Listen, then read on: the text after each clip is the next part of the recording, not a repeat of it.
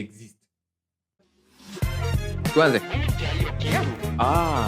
What is going on today? I'm Browdan. Hello, I'm Ellie. Welcome. Hiyo ilikuwa 20 sitasema. The first few years when I was here, yes, during Ramadan. Yes. Time ya kufungua, yes, ulikuwa unaenda kwa hoteli yoyote ama anything, unapata chini unaweza chukua tu food. Wanakupatia like chukua. And it used to be like the whole of Ramadan, the 30 days. So kama a lot of Karwa guys unapita tu, maybe unakuja kwa hii like Treffen House, yes, unasimama hapo chini, yes, wanamwambia unataka chakula, unasema wanakupatia kenye unataka. A lot of Karwa guys. Nasema hiyo. Elizabeth, I can see you. The reason why I say a lot of Karwa guys ni kwa sababu when I first got here, a lot of Kenyans walikuwa wanafanya Karwa. Okay. At least hapo unaona kujitetea. Alikuwa nadhani nitasema vitu negative. Okay. Let's start with NTSA crackdown on Matatu graffitis. What's your opinion, Elizabeth? Kwa sababu mimi I don't think you understand Matatu that much. Serious? No. Mimi nimefanya kwa Matatu industry, Manyanga, and I can tell you that let's say uncertainty ndio ilinitoa kwa Matatu, but whatever it's happening right now, wase wanaumia. Like when kwa Matatu industry. Hiyo Manyanga ukiona kwa barabara, inakungemelisha watu wengi sana ndio ifike hapo. You see like kama Super Metro. Ni kupaka tu rangi. Hiyo ni kazi ya mtu mmoja.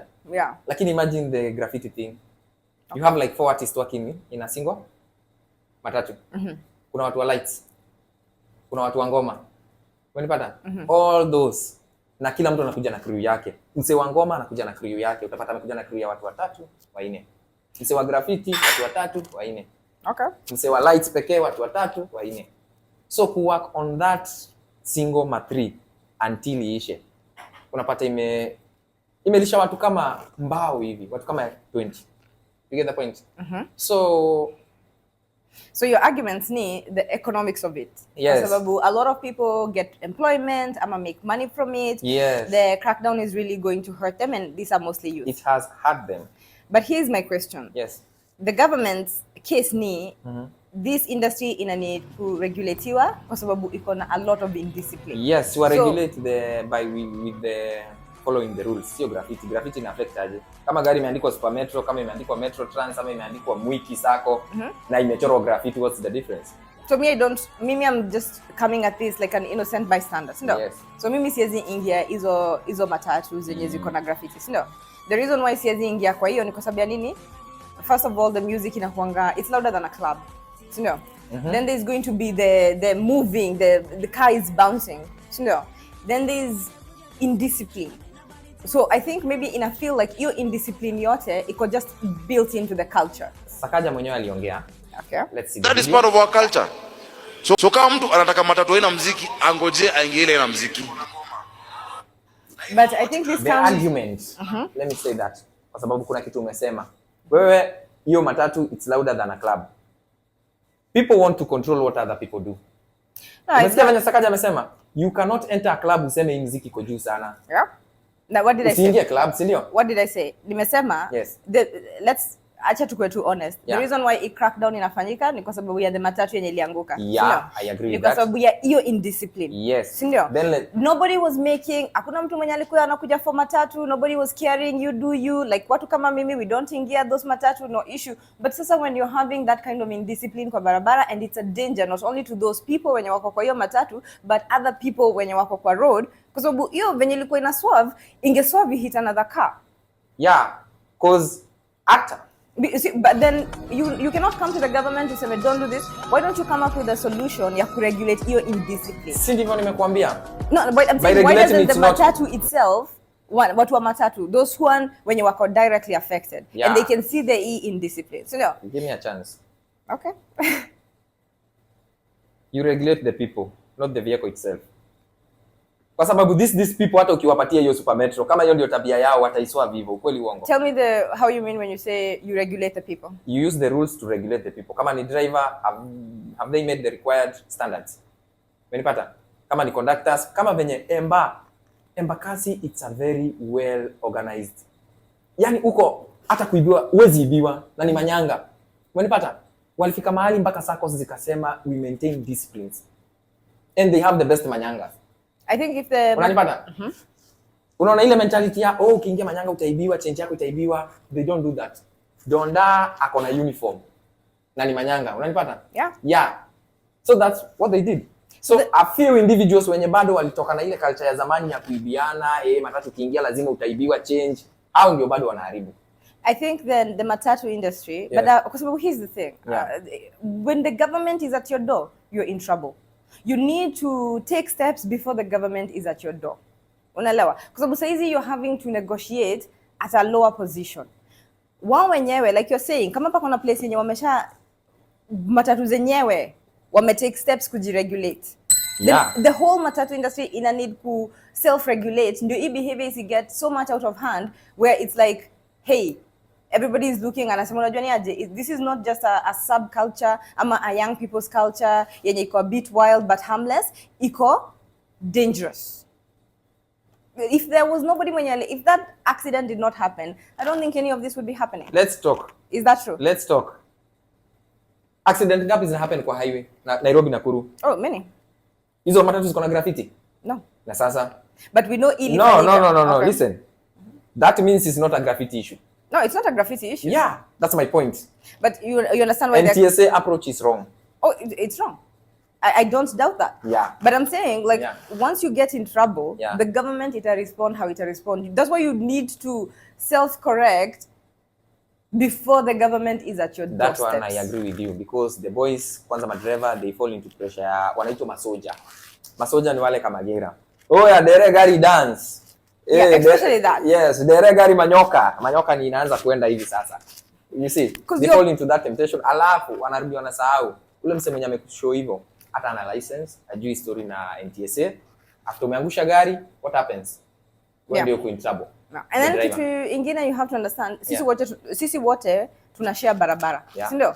So mimi mwenye sitaki kuingia hiyo gari na wewe mwenye unataka kuingia hiyo gari, lazima to coexist in peace. In terms of sharing. We're sharing the road. The road. Si ndio? I agree with you. But in terms of music. No, music I don't even care, ni sawa. Lakini what I'm saying is kama una swab na ukifanya hivyo na mimi I am also a passenger in a different road kama mwenye alikuwa na record your video, you feel frightened. Okay. You understand? Yeah. So me, I have no problem with the music, at the graffiti, it's fine, but if you do not regulate a culture, like you're going to always have what when you wako nje, the other people are looking at it and they're saying unajua ni aje, it needs to go. Yeah. That's why I agree with you. Yeah. Because there was a time whereby Matiang'i alizistrip. Manyanga ingeonekana tao. Ingeonekana. All of them. Vijana walikaa kwa mawe. And that's the thing nilikwambia about matatu. That's why niliacha nikakuja Qatar. The uncertainty. Unaona kukitokea crackdown, amuyuko job. Na ile ni kibarua. Matatu hakuna mtu anakuanga ameandikwa. Especially when you see those zenye mpaka watu wanahangi nje. Yes, siku ile wako kazi ndio hiyo dinga iko kazi. Yeah. Siku ile hiyo dinga iko kazi ndio pia wewe uko kazi. Hiyo ndio siku unapata pesa. Unapata venye nasema? Yeah, so in terms of graffiti, hiyo industry inaandika vijana wengi sana. I'm telling you, but the graffiti is just one issue yenye they're just using to go down hard on matatu. Unakumbuka wale wasi wa boda boda? When the thing yenye ilifanyika, that video came out and they were like wali simamishanga dem flani kwa gari, walikuwa wanamharass. You remember that video? Okay. And then the government ikakuja hard on watu wa boda boda. Okay. So you remember? Yeah. Kwa sababu again, once everybody aliona hiyo video, walikuwa like unajua ni aje, it is true, come hard on them. So matatu, before you fike hapo, before I don't even know the matatu, you're calling them another name, before you guys fika hapo, you need to say, okay, music is not an issue, graffiti is not an issue, but maybe don't swerve on the road, maybe don't do the things on the road, because when you're doing those things on the road, now other passengers who are sharing this road, because the road does not belong to you, watakuwa na concerns. But mostly, hata ukiangalia hizo story, mostly by the way, zio happen during road trips, sio during town service. Juu hata hiyo matatu ikianguka ilianguka ikiwa Nyeri. So these are the things that happens when they go for road trips. But so unajua mimi niko kwa barabara, sijui kama unaenda road trip, sijui kama wewe unaenda tao, you know. Like me as a passenger on the road, I don't know your plans inside of that car. Maybe I'm just an outsider observing and frightened. But the government now, see, go hard on other things. You know, go hard on matatu. You go hard on? You go hard on other things like education. Yes, why are they going hard on matatu people? They go hard on like on education. You things know, like those ones. the government only goes hard on vitu zenye zimeletewa spotlight. Yeah. Yeah. Kama unaona historia historia our influencers wenye wanajaribu ku communicate as they have concerns about not being able ku work na ku advertise betting. Yes. Yeah? So now the government is also going hard on that, but iko fogodari, I would say. Watu wanalia bana. Watu walikuwa wanakulia betting. Hiyo kitu imelisha watu wengi. What's your opinion on gambling? Kwa sababu here is the government side. People are getting addicted. Yeah. On gambling. People under 18 wameanza kuparticipate because of the influencers. Sindio? Yeah. Where is the video? Let's find the video whereby wanasema watu wanalia bana. Imelisha watu wengi. History ya betting. You know, haiwezi kuwa that your argument ni kwa sababu umelisha watu wengi, we should just allow it. Elizabeth, you continue talking that way and soon you are to be an influencer. Okay, ni sawa. And even if I was to be an influencer, I would not advertise gambling kwa sababu that's an evil. Come on, let's be sincere. Me, I'm not talking there. Yes, that's our opinion. Evil, me, I'm not there. Okay, sawa, disclaimer. Just because I don't like something, I don't have to term it as evil. Oh, gambling. Especially when you're affect young people. Yes. Here's the thing. I am very passionate. At the Matatu thing and all of these things, I'm very passionate about helping the younger generation get ahead instead of settling them with things and yet they're going to just destroy them. There's someone who made a very good argument. Okay. I don't know if it's YY or whoever. Let me find that video. Akasema, kwa nini ni influencers pekee? That I agree. That part I agree. Hata kwa TV. Kwa sababu TV, Citizen, whoever, the media stream, what are they doing? So advertise. Yeah, that's so is it political or what is it? Because people, I think wameona competition imekuwa juu. Watu wameanza kuachana na TV. Nani anaona TV sahi? I don't think it's honestly speaking, nani anaona TV sahi? Unajuanga, the reason why sometimes vitu zinachangwa zikuwe kwa TV na influencers they cannot ni kwa sababu the way yenye TV, unajua TV iko na lawyers, iko na like watahit zile vitu zenye zote wana have before wa advertise something. Ndio. Lakini influencer utakuja uambiwa we just advertise this na uta advertise, you are not looking into the legal aspect or anything of it. But I do agree. From my perspective in competition, I get your point when you unasema lawyers and what, but from my perspective it's competition. Competition imekuwa juu, media stream ime lose the views. Media stream ime lose the trust of the people kwa sababu wana control what to give you. Na watu hawataki hivyo. Watu wanataka raw things. People want the truth. I have to be honest on that. I think kuja to influencers. Yes. Come on, sincerely, ni influencers wangapi tumeona wamecon watu mashamba, masako. Si ati influencers wako like so much integrity. Wenye wana nilienda kwa hizo comment section za hizi bet. Ndio. And you can see in the comment section the comments are very clear. Yes, a lot of people wanaangalia what is inaitangwa ya kubet, this very famous one. Aviator, yeah. Everybody ako anti-aviator. Everybody anasema me, najua someone mwenye alikuwa destroyed na aviator. Guys, we respect you. Pesa ya watu bana. Nasikianga tu ndege imeenda. Hiyo story ya ndege imeenda ndio sielewangi. I have to admit, I wonder kama the normal mwananchi anaangalia situation anasema, influencers should make money. They should be allowed to advertise aviator. I don't think that's what the normal person is thinking. I think the normal person anafikiria, guys, you guys mnasema that you're eating off aviator, but it's also destroying lives. For every influencer mwenye na make money, I'm guessing maybe like 10 people wanna lose money na wanakuwa affected. It's the business. Sasa tufanye aje? Si wewe ndio umeamua kubet. Unasikia hiyo disclaimer? Not disclaimer. The disclaimer is an 18-year-old ama 21-year-old mwenye ana any financial literacy, ana any information, choose to destroy life yake, ata destroy life yake. Kwa sababu the influencers have to make money. Hebu angalia venye tumesema kama in the same Matatu thing. The approach ndio mbaya. Kwa nini wabani influencer pekee? So wabani mpaka media.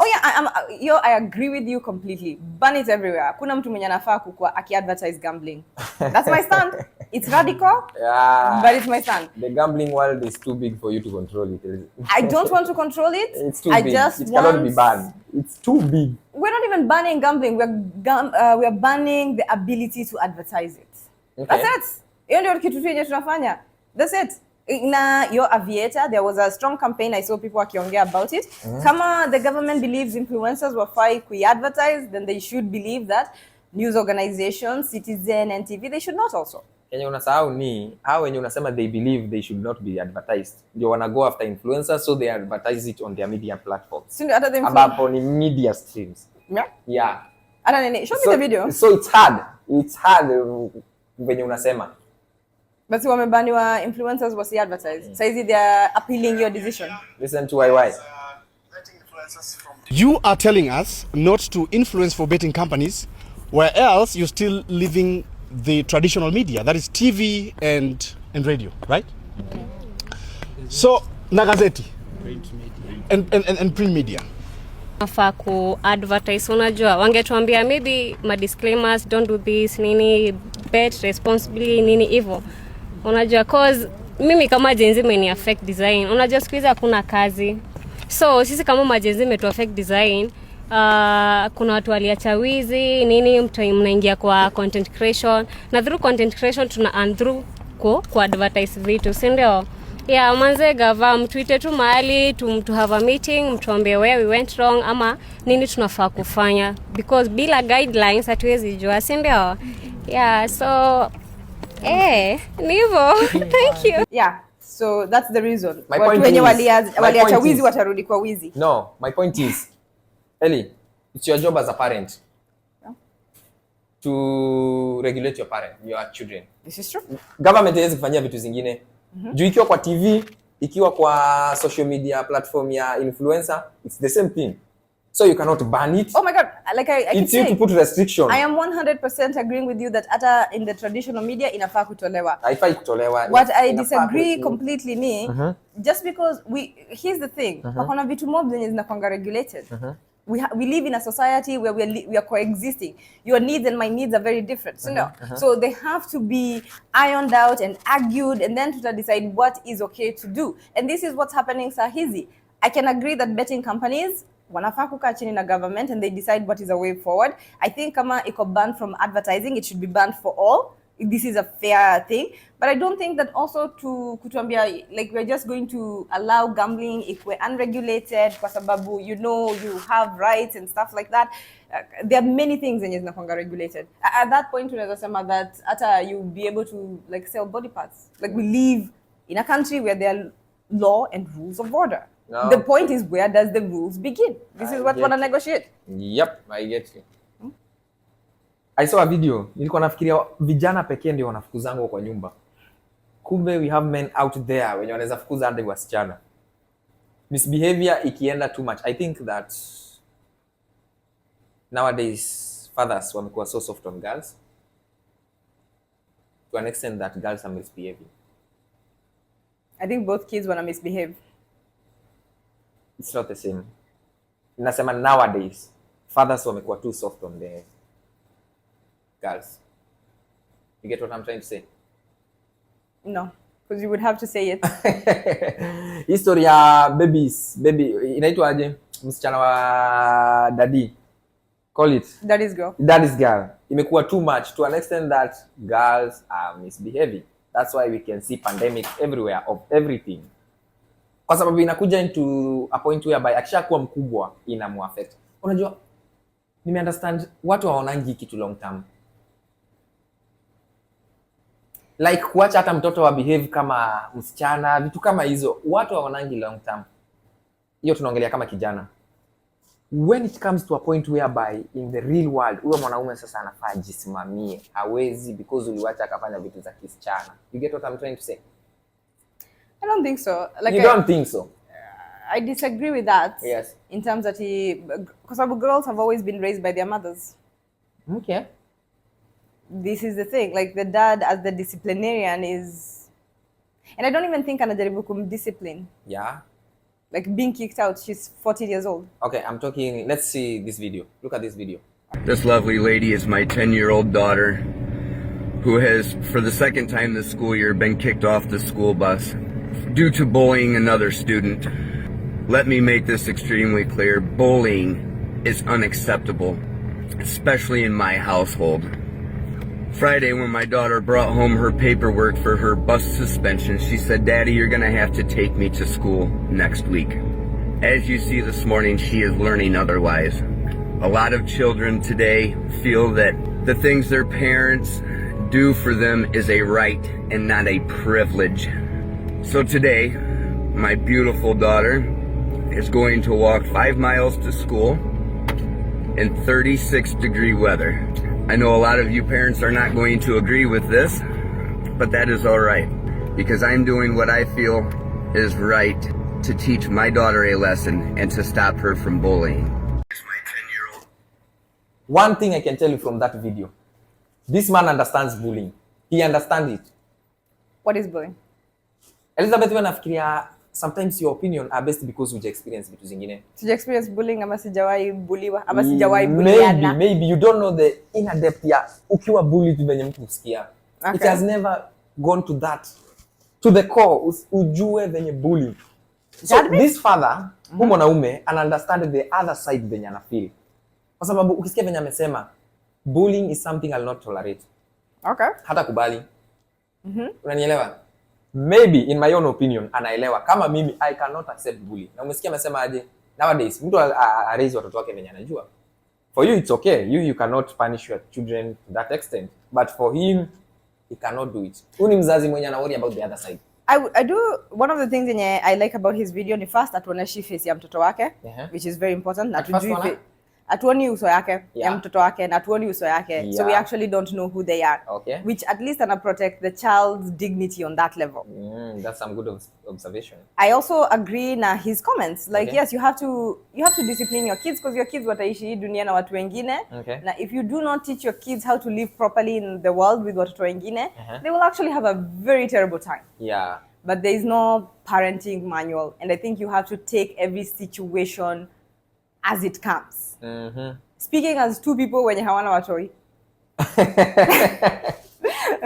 I did not see that coming. Where? Speaking so hakuna manual. I agree with you. Like he's being a good father. But ni wa Afrika. Kwa nyumba yangu kitaeleweka. Bullying, mimi niitwe shule. Bullying. Wacha niitwe vitu zingine. Kijana alipatikana na simu. Na wewe ni noma uliingiaje nayo? Those are the conversation I'll have with my kid. Ilipita aje?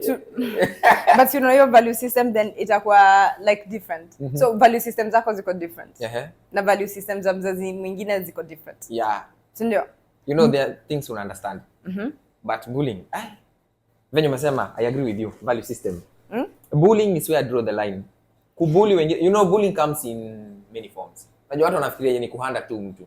Kuna discrimination, kuna matusi, kuna vitu ni mingi. Uwezi jua libuli kiaje. Of which tumeona wewe ni mzazi. I will not agree, I will not tolerate. But again, I like that hajashare uso yake, so tujui ni nani. So huyo mtoto. You have to. Mbona una dwell on that point? Hebu niambie. Kwa nini dwell on your point? Yes. Just imagine your parent akiget on the internet kusema you're a bully. That is terrible parenting. Mzazi wako kwenda on the internet. Hapo tumekubaliana. Na wewe ni mtoi. You're still learning. Hapo umeenda to an extent ya yes, unasikia hata akisema my sweet daughter. He knows he has to do it. He knows he has to do it. Walking to school, sisi ni wa Africa, we have walked. We have tracked to school. That's a punishment. It depends with the inaitwa na nini? Mbona inapotea? It depends with the country. It also depends with the system. So kwao, of course, walking ni punishment. Oh, yes. Thank you for the rescue. Kwao ni punishment. Kwa Afrika kutembea si punishment. So you'll find another thing that's heavier. It's not heavier. Anything that is effective. Unatafuta kitu kingine yenye iko effective ya kumpunish. Umechapwa karibu kufe, which I disagree with. So unaona, kama mimi I disagree with kuchapa watoto. What tulichapwa? Elizabeth tulichapwa? Si nimechapwa. What happened? Si mimi nililelewa na wale watu wenye walikuwa na believe kuchapa watoto ndio the only way forward. Tell us about your day yenye ulichapwa mpaka ukasikia leo karibu uliwe. Kwa nilichapwa na mamangu. Yes, kila mtu alichapwa na mama yake. That's obvious. Kila mtu alichapwa na mama yake. Hujaichapwa na babako? There is a friend of mine alikuwa anachapwa na babake. Anachukia babake. You actually never forgive your dad for beating you. I don't know why. Lakini mama unawasameheanga. Mamangu. Mimi sijaichapwa na mzee. I don't know, maybe it's because he is a truck driver. He was always away. So mzee was never around kututandika kiasi hiyo.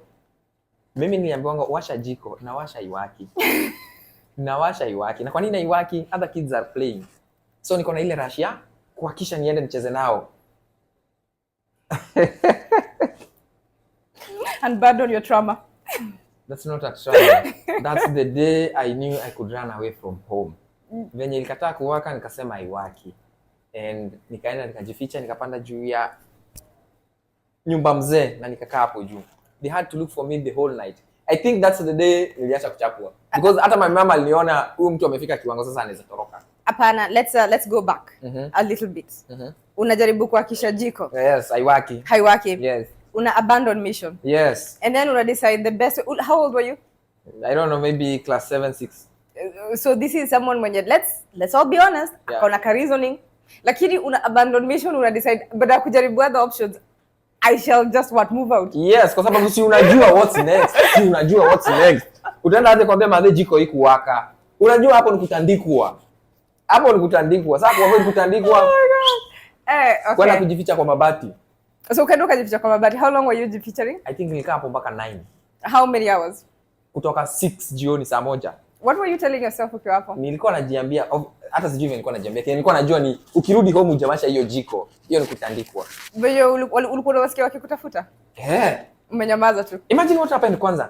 Mimi nilikataa kuwaka, niliamka, nilisimama tu straight. Nikaanza kutembea nikatoka nje ya compound na nikaenda. Because imekataa kuwaka nitafanya aje na najua nikichapo inakuja. So I was like, I'm not getting the beating. Not today. Not today, Satan. Nikaenda my mama akakuja akapita, my cousin akakuja akapita. Nilikuwa naona wote wakinitafuta.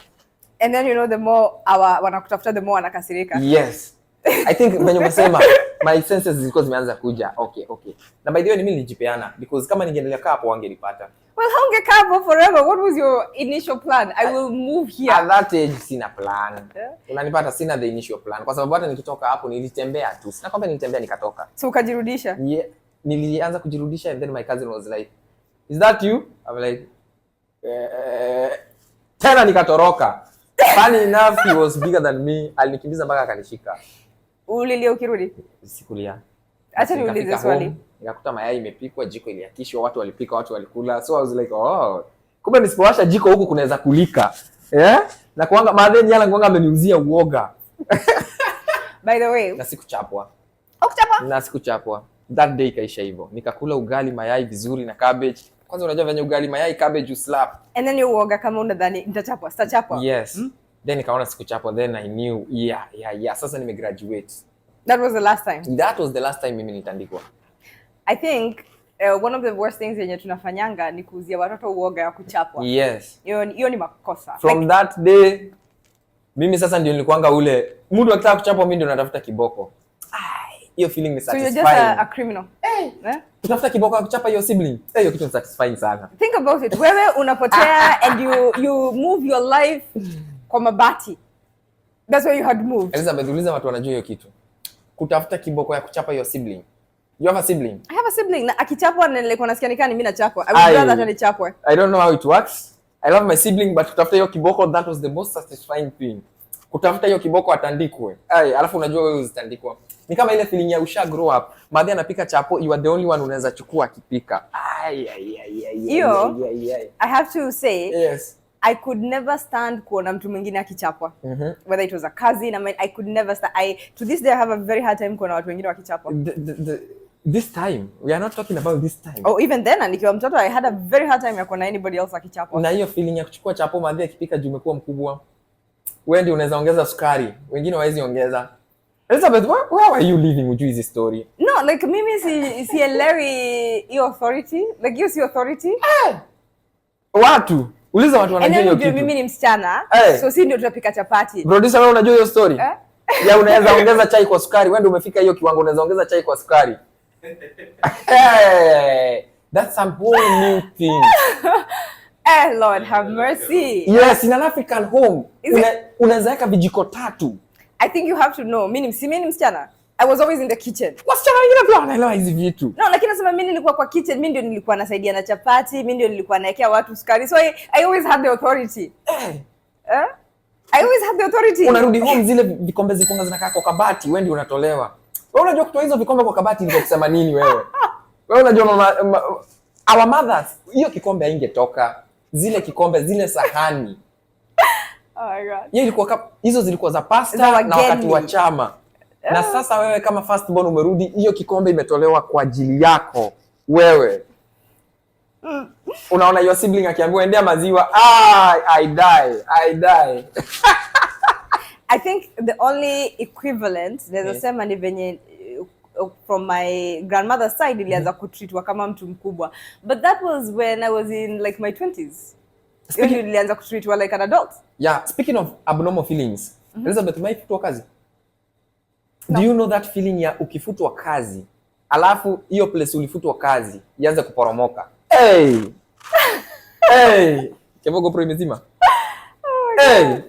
Yani you are the one holding that place. Na boss yako hapo anajua. How can you be? Umefutwa kazi alafu hiyo place sasa vitu zianze kuporomoka. That feeling is the best feeling. Akipa kuna feelings zingine zenye we have to question guys. Elizabeth, hujaifutwa kazi? Sijaifutwa kazi. Ni moja cha kazi nikaenda kazi nyingine lakini sijaivutwa. Sisi watu tumeivutwa kazi. Let me tell you. Ulivutwa kazi. Kama mimi mtu Matatu. Ni kazi gani? Ni Matatu. Okay. Matatu unajua boss anamkanga asubuhi anakuambia leo yuko kazi. Ama jioni anapanga mtu mwingine, crew nyingine inapangwa kwa gari. Wewe hujaambiwa. Asubuhi ukifika watchman anakuambia gari imeenda. Na wenye wanapanga gari wanakonga na hiyo tabia. Wanaamka mapema. Wanachukua gari. Wenye sasa walishaongea na boss. Kwa nini haina like kwa sababu si pesa ni daily. A schedule? Haina schedule kwa sababu Matatu ni kibarua, ni pesa ni daily. Mnamalizananga kila siku. That's why hujaandikwa. Yeah, but hata kama mnamalizana kila siku, wouldn't it just be for like me I'm thinking, let's say mimi niko na Matatu, si ndio? Yes. Nimekuja kwako. I have contracted you. Yes. So I'm guessing in our kama contract. Yes. Wouldn't it be better if I come to you nikwambia, okay, so I'm going to contract you for like 4 days a week. And then on those other days when you're not working, then I have another driver mwenye nimemcontract instead of just making a business decision on a daily basis. Sasa hivyo ndio ikiwaki hivyo haitawaka. That's the dynamics of the Matatu. Sijui kwa nini. Hakuna kitu kama contracting. Unatafutiwa dereva kazi inaanza. See, okay, contracting is just a word we're using, but tunasema wewe nimekupea gari. Yes. Nimekwambia hii gari ni yako. Yes. Siku 5 kwa wiki. Sasa that's the thing. Madereva matria wapangangwi, crew waipangwi. Kwa sababu unaweza kataa kukuja ama ukinipea gari umenipea na freedom. Wewe unataka pesa na gari yako iko in good condition, si ndio? Si unataka pesa? Tumekubaliana na kupea 10k daily. Yeah. Na unataka hiyo gari yako iko in good condition. Bas. Usiworry venye nitafanya kazi. Hata ukikutana na mtu mwingine nayo kwa barabara wewe wachana nayo. That's what I'm saying, like yes. Mimi ndio ndaamua mwenye nitapea sasa ndapeana. So how do you know kama kesho uko kazi? How do you know? Kwa sababu like nasema wewe umepatiwa kazi and you're saying you're not, hakuna any promise yenye imekuambia. Yes, that's the thing about Matatu. Na hiyo ndio ilifanya nikawacha nikakuja Qatar. This is not sustainable. Hakuna certainty kesho utaamuka. That's the thing. Let's go back to the abnormal feeling. Si nimeshukishwa. Hiyo gari nilikuwa nimeiwekea pesa 45 days. Do you know what it's like kuwekea gari 45 days pesa? Non-stop. Like unaenda watu wengi hawawezi waamini wakisikia nasema hivyo. So you're saving the money that you're making on a daily for 45 days. Yes, hiyo pesa unamwekeanga, nilikuwa nampea 8500 kila siku. Okay. Ya hiyo gari. I remember gari ilikuwa KDB. Is it 121Y or 112Y? One of the two. Wewe stop. Wewe una name drop vitu kama hizo. Na mtu akiona kwa barabara Kenya. Whichever the case, the owner alikuwa US. So, the owner alikuwa US. Alikuwa amepea sister yake I manage. Unanipata? Alikuwa amepatia sister yake manage hizo gari. So alikuwa ananunua gari zikifuatana. Alikuwa ananunua gari. He had the chums yako US. Mimi nikaitiwa gari. Kama kawaida gari mpya ikija kwa sako, kijana mdogo, vijana ndio wanapeangwa, vijana wanajua kuendesha mboko. Zinaitwa mboko, manyanga. Hautatuambia mboko ina maana nini? Gari mpya inaitwa mboko. So gari imekuja nikapatiwa gari. Si mimi nikaanza kufanya, kevo GoPro inashinde kizima. Kwa nini nachemka? Mimi niendelee. So kama kawaida mimi nimepewa gari, nimeanza kufanya kazi. I'm the youngest in the route. Niliwekea pesa 45 days Elizabeth without fail. And let me tell you what happened. Siku moja akaanza kuchochwa. Madam, huyu kijana anakimbiza gari sana. Just kama lani mbali gari fai kwenda squad 5, huyu kijana anahemesha gari. Anakimbia sana. Okay. Madam anakuja siku moja. Mimi nakuja parking. Aya, gari imeenda. Na funny thing about boss wa matatu akishapatia mtu mwingine ashikangi simu yako. That's the thing. That's how they do. Unanipata? Kwa sababu hata akuambiangi amekunyang'anya gari. Mtu tu anaendanga anamuongelesha, madam, watu hii gari, wanaikimbiza sana, sijui nini. Okay. Mimi nikafika parking, gari imeenda. Na donda asubuhi.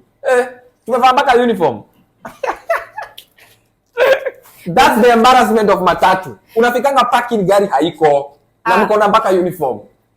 So mimi niko na many questions. Yes. When you say unapatiana pesa 45 days, are you meaning una make your target for 45 days? What I mean, si unapeananga pesa kila siku jioni. 8,500. Nilipeana consecutive for 45 days. So what you're trying to say is this is not common. Pakona, like it's not common to hit your target. Yes, it's not. Gari hizi peana for zinaweza ndio. Sisemi I'm the only one who can do it, but it's so hard. Juu story na makarao, story na breakdown, gari imeshikwa sana gari kushikwa. So what percentage usually consistently on an average everybody unaweza sema how many people meet their target ama watu wana getting at least 60% ama 80%? Gari inaweza fanya like crew inajueza inaweza fanya 85% 80. Nauliza kwa sababu naweza nunua gari niweke kwa barabara. Crew dedicated wape 80%. Most ni 60%. Wengine hata wanafanya vibaya less than 50. Gari inafanyia hasara. Kwa nini watu wanatoroka matatu? So kama mimi nimenunua gari, mimi the owner, si ndio? I have to continuously vet watu wenye wanapatia hiyo gari. Kama I don't get an agreement with you. Yes. Lakini hata wewe utaki mimi ni agree na wewe kwa sababu wewe pia unataka ku leave your option open ndio upate gari nyingine ukipewa. It depends. Kwa sababu saa nyingine gari yako ni poa. What percentage of the money do you keep? Ni commission. So everything after the money you owe me belongs to you? Yes. How much did you used to make? By then I used to make like, nikianza kazi ya matatu, nilikuwa natengeneza like 3-4,000. By then route nilikuwa nafanya, Kenya mpya iko imeingia, Super Metro iko imeingia, ilikuwa only 6 shuttle. Hizo sako zote sijui forward ziko zimeingia. So nilikuwa napata 3 to 4,000 per day. So ilienda ikireduce the more sako zilienda zikiingia. Those are competition. Yes, so the more the competition is in the market? Yes, 2020. Hizo ndio pesa nilikuwa napata. Okay. By the time inafika 2022 ndio nilichoke na matatu. Gari ziko mingi. Kupata hata dhao mbili ilikuwa haikuwa certain. Is that why hizi graffiti na nini zina add on to attract new customers? Yes, to attract customer. Because gari inajipigania, gari haina ngoma. Kwa nini City Shuttle ilianguka? Gari zimechoka, zina ngoma, zinakaa tu venye zinataka. Super Metro imekuja gari mpya, ngoma kila kitu nini. But I also think acha nikuulize. This is a young people ndio wanaingia hizi gari mpya. Si ndio? Like hata si necessary young. Kuna watu huku wapendi gari mzee, wanapenda gari ya kuwaiwai masaa. Isn't it embarrassing? For example, like unaonanga venye wanasemanga when you meet a 50-year-old man kwa club, it's an embarrassing. Isn't it embarrassing for like a 50-year-old kuingia hizo gari nini? Ama it's not the same feeling. Unajua it's embarrassing in your own opinion. Si yake. Okay. Na kwanza ujaacha nimalize hiyo point. The moment huyo madam alipeana hiyo gari, haikuwahi weka pesa a whole week consecutively. Alikutafuta? Haikuwahi. Ananitafuta wapi? Haikuwahi. Haikuwahi weka. Alitumia njia zingine. I became the reliever of the company. Meaning, dereva akichoka mimi ndio nachukua. Kwa sababu alishindwa kuniita. Okay, explain hiyo. Unajua kwa nini anashindwa kukuita hivyo? Kwa sababu alinishukisha kimadharau. No, nasema explain the reliever inamaanisha? The reliever inamaanisha venye ulikuwa umesema.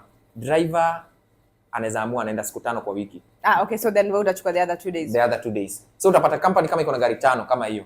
Sasa ilikuwa na gari 5. So mimi nilikuwa na relieve gari 2 ama 3. So huyu ananishukia Saturday, Sunday, huyo mwingine ananishukia Monday, Tuesday. Ulifurahi? Ulifurahi ni aje? Kuona hiyo gari haiyeki pesa. Sijui kusikia kila siku imeshikwa iko stage. Hiyo feeling ni tamu. Cause boss yako hako ana appreciate. Kuna maboss who appreciate your effort. Not until wewe utoke hapo. Aone wewe ndio ulikuwa umeshikilia hiyo department. Unanipata? Acha nikwambie the difference. Yes. Mimi nikikuvuta kazi, things iende array. I'm going to call you back na nikuongelesha we have in business. Father, ati I have feelings nini. Nilifanya madharau. I am here to tell you, let bygones be bygones. Kama ni mimi watu wengi by the way, that's the thing. Watu wengi wajuangi kurenegotiate. Just renegotiate. Yes, sasa watu wengi wajui. Sasa tajiri kama wewe unajua bado utamfinyilia.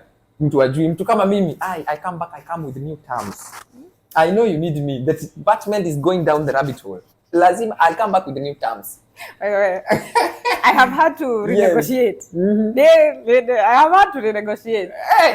Unasema mistakes were made. Uliza watu that feeling. Wewe umesema hujaifutwa kazi. Sisi wenye tumefutwa alafu things went astray. Ui. Is astray a correct word? It's a correct word? Zikaenda array. Ama zikaenda astray. Okay, bo usiyake hiyo niki. Okay, bo weke. His grammar teacher. Wow, ni sawa tu. I have Nilisikia vizuri ni aje. Hiyo gari iliteseka. Iliteseka. Nimewahi butana. Watu tupeeni opinion yenu, wale mnaivutwa kazi and things went sideways. Mpaka boss yako alisikia kukuita. Mimi hakuniita, alitumia tu mbinu zingine. People were like, because alisema siwahi niona kwa hizo gari. Na the other drivers. Kwanza I remember the 6th generation ndio ilikuwa imetokea. By 6th generation namaanisha the previous model ilikuwa gear 5, the new model was gear 6. It has turbo. By then matatu hazikuwa na turbo, so iko na turbo. Driving the turbo nilikuwa nabambika ni aje. Na kitu ilinifurahisha kwa nini I had to come back. Hakuna reliever by then walikuwa wanaelewa gear 6. So mimi nilikuwa naielewa. So madereva wa gear 6 I'm very passionate about matatu. Madereva wa gear 6 wako another option. Do you know what it means kuendesha gear 6 during that time? Haziko kwa barabara, I'll tell you. I have no idea. That's why I'm giving you an example. Imagine going back to World War I with a machine gun. Kwanza ile inazungukanga hivi. That one, World War I, whereby everyone is like this. So it was so much fun. Unaona nilikuwa naruka matatu Juja Road mbio hivi mpaka unasikia tu raha. So unaona these are the people wenye government inajaribu ku regulate. I'm expressing my feelings how I used to feel because I was among the first people to drive 6th generation matatus. Yes, it was so much. Nilikuwa nasikia vizuri sana. Unasikia? Ladies, do you hear that? So imagine Chelia amekupeleka date na ndio kitu jana kuongelesha. And you're just there, you're just taking like okay. Kwani tuko date hapa. Na hata kama tuko date hiyo siku, what's the problem? Si beta mimi kuliko wale mnaenda date on phone. Elizabeth mimi nakwambia ukitoa simu kama tuna date unalipa hiyo bill. Unalipa. Oh my god. So nisichukue simu. Nisipigiwe simu. Ongea ukweli. Si story na usipigiwe. Elizabeth, usijaribu kutake sides hapa. Okay. Let's talk the truth. Let's be honest. Ujaiona hizo dates zenye watu wameenda wana date kila mtu ako hivi? Kila mtu ako hivi. I think that watu wengi wananga mobile phone etiquette na watu understanding when you're with people. Yes. Usikue kwa simu. It's so rude. It's so rather than rude, it's boring. Wanaume niliwaambia ukipata dem ako na story, stick hapo. Usijaribu kutoka hapo. Wachana na urembo. Mademu kunje ni warembo, they have all the qualities unataka. Nyasha. Jesus. Si tunatoa, wacha No. Ilikuwa comment ya kuendelea. Dem akona every quality, ni mrembo, she has nyash, she has whatever, lakini ameboeka. Mademu kunje wameboeka. Unasikia ladies? It's the truth. Ati hiyo ndio tunaambiwa tumeboeka. Sisi. Huyu anawachocha and she is my friend because hajaboeka. That's the real thing, me and Elle we are friends. Hajaboeka. I will tell you. Una wasichana wengi. Mimi si am surrounded by wasichana. Yes. Wasichana we talk. Tunakuanga, we can talk your ear off. Si ndio? The thing yenye hatujui ni kutalk the ear of men. Kwa sababu unasikia kama saizi unasema story. Wanaume wengine wanasema mimi nataka dema amenyamaza. Sitaki mtu mwenye anaongea, ananipatia don't confuse the two. Kuna kelele kwa relationship na kuna story. I've seen both. Nimeona kelele kwa relationship na nimeona story. Zote ni hizo ni vitu mbili tofauti. Nimekuja na moshane and I want to give you. Nataka uwe well versed in the moshane inaendelea kwa neighborhood. Kuna kelele kwa relationship na kuna story kwa relationship. I tell you. The Muslim girl. Huyo alikuwa na story. Huyo alikuwa na story. This is the third time the Muslim girl has been brought up. I want you guys kila time he brings it up you record. Una keep track na mimi. Huyo dem alikuwa na story. Huyo dem alikuwa na story. By kelele. Hata wewe unajua kelele kwa relationship. Sijui kwa nini hizi vitu hazikuangi perfect. Dem mwenye kimodho alinirusha. Dem mwenye Dennis Kimodho alinirusha. That girl is everything that ukitaka a supportive woman.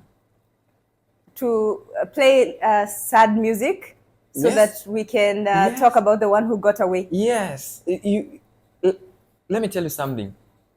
Mtu analipa fare uende utafute job. Unanipata? Mtu analipa fare uende utafute job. Msinione hapa guys. Msinione hapa Mr. Vunja hiyo kitu. There was a time I was in love. Yeah? And he was loved. Yes. Unalipiwa fare uende utafute kazi. Unarudi nyumbani unapata alifika home ama kama hajafika umefika wa kwanza. I remember those days. Nikiishi pale Kamulu. Babe nikuletee nini? Sinamwambia alikuwa chef. Babe nikuletee nini? Do you hear that? Yaani unaletewa zote mbili. Nilikuwa nafungua mlango, si alikuwa chef. Nilikuwa nafungua mlango ako na what is it called? Kitu ya hiyo siku unapewa chakula na unapewa chakula tena. Yeah? You hear that? Do you understand? Unapewa chakula tena. Wachana chakula umepewa, unapewa chakula tena. For those who didn't catch it the first time. Yeah, but I'm not a guy who throws shades at my ex. Wacha tuachane na hiyo story. Nimesema the good side. But just know the Muslim girl story ilikuwa back to the story. Elizabeth, let's go back to the story. Dema kona story na dema kona kelele ni vitu mbili tofauti. Wewe umetuambia two women you have just mentioned. Yes.